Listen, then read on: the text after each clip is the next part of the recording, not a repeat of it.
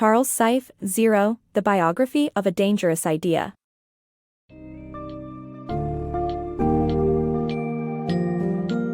Dive into the intriguing world of Zero, The Biography of a Dangerous Idea by Charles Seife, as we embark on a captivating journey through the origins and repercussions of zero.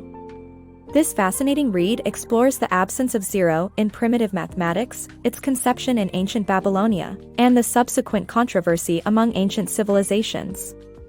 Uncover the critical role zero played in shaping Indian and Arabic mathematics, and how they made crucial strides. Be prepared to delve into the complicated Western reception of zero, and witness the revolutionary impact it sparked in the realm of calculus. Finally, the book intricately weaves these concepts into the fabric of physics, revealing the undeniable power and mystery that surrounds zero, even today.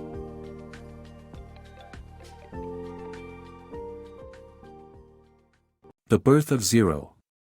Back in the Stone Age, there was no need for the concept of zero. But over time, the ancient Babylonians realized that something, or rather, nothing, was missing. The Babylonian counting system, which was sexagesimal, had just two symbols. At 60, they'd just start again with the 1 symbol. 60 and 1 were represented by the same symbol.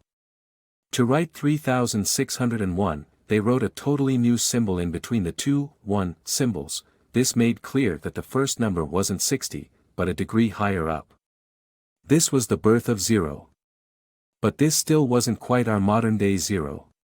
It was only later on that the strange, mystical properties of zero would become fully apparent, to the amazement and horror of the ancient Greeks.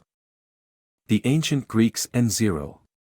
The ancient Greeks' philosophy of numbers and their rejection of zero despite its usefulness led to Zeno's paradox, which questioned conventional beliefs. Aristotle's influence on banning zero led to a lack of understanding of infinity until later. The ancient Greeks had a unique view of numbers, considering them a whole philosophy rather than mere tools for counting. They saw a harmony of numbers within every shape, with mathematician philosophers such as Pythagoras at the forefront of this philosophy. However, while the Greeks had much insight into numbers, they vehemently rejected zero, considering it non-existent. Aristotle, one of the most influential philosophers in history, declared that zero was merely a product of man's imagination. This rejection of zero had significant consequences, leading to Zeno's paradox, a mind-bending concept that questioned conventional wisdom. The paradox explored whether Achilles could overtake a tortoise that had a 1-foot head start in a race. While Achilles could make up the 1-foot advantage, the tortoise would have already moved a little bit further. This cycle could repeat infinitely, making it impossible for Achilles to overtake the tortoise. However, we know that in reality, this is not the case, as the gap between Achilles and the tortoise becomes zero. The Greeks' mathematical system couldn't explain Zeno's paradox because it did not account for zero. Aristotle taught that zero and the infinite did not exist, making everything finite. However, this assumption raised questions, such as what happened before time began, which either leads to the answer of nothing at all or an infinite starting point. By excluding zero and infinity from their system, the Greeks and, later on, the Western world lacked an understanding of these concepts until much later. While zero was excluded from the ancient Greek belief system, this was not the case in the East, where Aristotle's influence was not as significant. In conclusion, the ancient Greeks' philosophical approach to numbers and rejection of zero led to a lack of understanding of infinity until later. The Indian concept of infinity and zero. The ancient Indian belief system held that the universe was created from nothingness, and it was believed to be infinite. This belief allowed ancient Indian mathematicians to embrace zero as a number and led to significant mathematical advancements.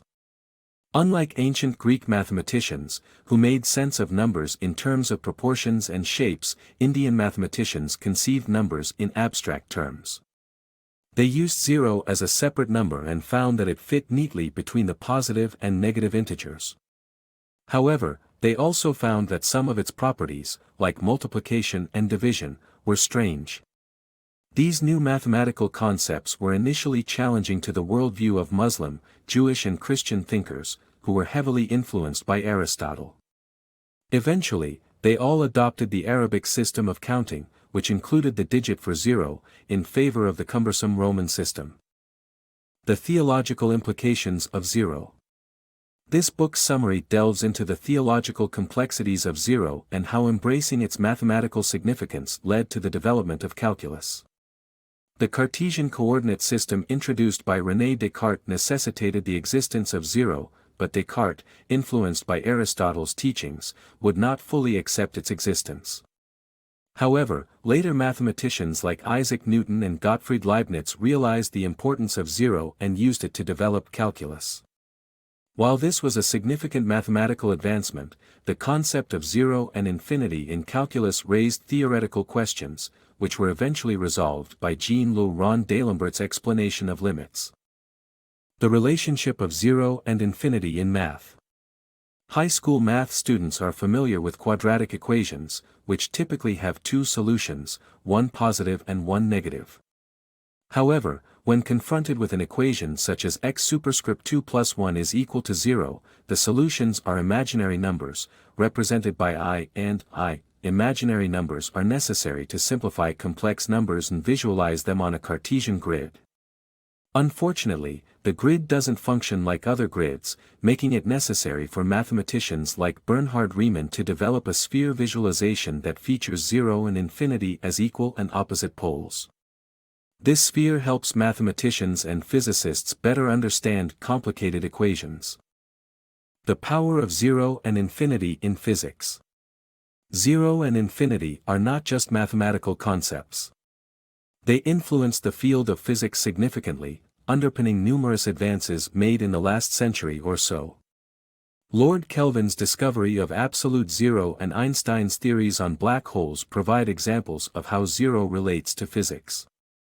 String theory, on the other hand, does not entirely banish zero as it asserts that the universe exists in 10 or 11 dimensions.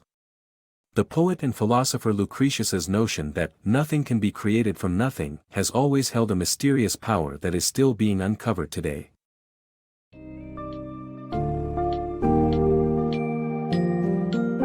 Having explored the depths of Charles Seife's Zero, the biography of a dangerous idea, we uncover the engaging trajectory of zero, from its elusive origins to its revolutionary applications. While ancient Babylonians used zero as a placeholder, it would eventually be absorbed into Indian and Arabic mathematics to make groundbreaking advancements. Furthermore, the Western struggle to adapt zero ultimately revealed its transformative potential in the development of calculus. Beyond mathematics, Seife illustrates the undeniable ubiquity of zero and infinity in the world of physics. So, it appears that zero, despite being no stranger to debate and skepticism, remains an essential component of our understanding of the universe and the fabric of reality.